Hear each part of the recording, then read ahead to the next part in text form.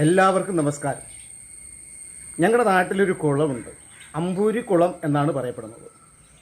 അതിലൂടെ ഒഴുകുന്നത് മാലിന്യമാണത്രേ.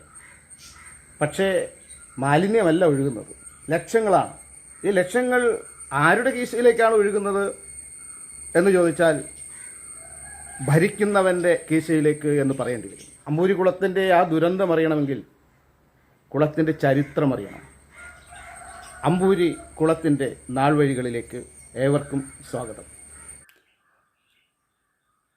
കാൽ നൂറ്റാണ്ടായി മാലിന്യങ്ങൾ നിറഞ്ഞ് ജംഗ്ഷനിലെ ഓടയിലെ വെള്ളം വന്നിറങ്ങി വർഷാവർഷം ചെളി കോരാൻ പഞ്ചായത്തിന് ഫണ്ടിടാൻ വേണ്ടി മാത്രം ഒരു കുളം. 80 ലക്ഷം മുടക്കിയിട്ടും ഒരാൾക്ക് പോലും ഒരു തരത്തിലും പ്രയോജനപ്പെടാത്ത കുളം.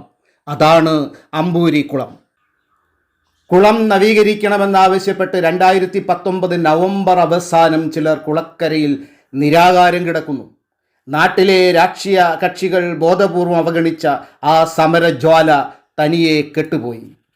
തുടർന്ന് സ്ഥലം MLA CK ഹരീന്ദ്രൻ നാട്ടുകാരുടെയും രാഷ്ട്രീയ കക്ഷികളുടെയും വ്യാപാരികളുടെയും സംയുക്ത യോഗം വിളിച്ച് ആലോചന നടത്തുന്നു.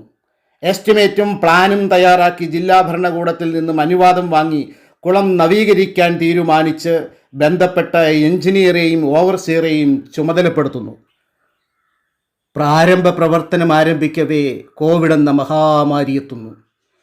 നീണ്ട മാസങ്ങൾ രാജ്യം ലോക്ക്ഡൗണിലേക്ക് പോയി. എല്ലാ മേഖലയും സ്തംഭിച്ചു. ഒന്നും നടന്നില്ല. മാസങ്ങൾക്ക് ശേഷം ലോക്ക്ഡൗൺ പിൻവലിച്ചപ്പോൾ 2020 പഞ്ചായത്ത് തിരഞ്ഞെടുപ്പ് ഓടിയെത്തി.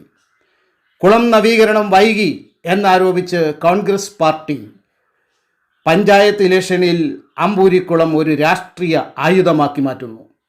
യൂത്ത് കോൺഗ്രസും കുളം നവീകരിക്കാൻ ചാടി പുറപ്പെടുന്നു. നാട്ടുകാരെ നന്നായി പിരിക്കുന്നു. നേരിട്ടും അല്ലാതെയും അമ്പൂരിയെ സ്നേഹിക്കുന്നവർ ലക്ഷങ്ങൾ വാരിക്കോരി നൽകി. യൂത്ത് കോൺഗ്രസ്സുകാർ ചെളി കോരി മാറ്റി. പക്ഷേ ജംഗ്ഷനിൽ നിന്നും കുളത്തിലേക്ക് വരുന്ന ഓടയിലെ മലിനജലം തടയാൻ അവർക്കായില്ല. എത്ര ലക്ഷം പിരിച്ചു എന്നോ, അമ്പൂരി ഫെഡറൽ ബാങ്കിൽ സഹായം സ്വീകരിച്ച അക്കൗണ്ട് ആരുടെ പേരിലാണെന്നോ, അതിൽ എത്ര തുക ലഭിച്ചു എന്നോ, എത്ര ചിലവായി, ഇതൊന്നും ആർക്കും അറിയില്ല. ഒന്നിനും ഒരു കണക്കുമുണ്ടായില്ല. കുളത്തിൻ്റെ പേരിൽ കോൺഗ്രസ് പഞ്ചായത്ത് ഇലക്ഷൻ ജയിച്ച് അധികാരത്തിലെത്തി. കോൺഗ്രസ്സിന് 5 വർഷം സമയമുണ്ടായിട്ടും അമ്പൂരി കുളം നവീകരിക്കാൻ ഇതുവരെ കഴിഞ്ഞിട്ടില്ല. ഈ സാമ്പത്തിക വർഷം മാത്രം 40 ലക്ഷം രൂപ അമ്പൂരി കുളത്തിന് വേണ്ടി മുടക്കി. എന്നിട്ടും ഇപ്പോഴും കുളത്തിലേക്ക് ഓടയിൽ നിന്നുള്ള മലിനജലം പുതുതായി നിർമ്മിച്ച കോൺക്രീറ്റ് ഭിത്തിയിലൂടെ കുളത്തിലേക്ക് വീണുകൊണ്ടേയിരിക്കുന്നു. ആകാശത്തേക്ക് നോക്കി കുറേ തുരുമ്പെടുത്ത കമ്പികൾ നോക്കുകുത്തികളായി ഇപ്പോഴും അവശേഷിക്കുന്നു. ഈ വർഷത്തെ ഓഡിറ്റ് റിപ്പോർട്ടിൽ അമ്പൂരി കുളത്തെക്കുറിച്ച് പ്രത്യേക പരാമർശം ഉണ്ട്. ദീർഘവീക്ഷണത്തോടും വ്യക്തമായ പ്ലാനോടും കുളത്തിൻ്റെ സ്വാഭാവിക പരിസ്ഥിതിക്ക് കോട്ടം തട്ടാതെയും വേണമായിരുന്നു നവീകരണം നടത്തേണ്ടിയിരുന്നത് എന്ന് ഓഡിറ്റിൽ കുറ്റപ്പെടുത്തുന്നു.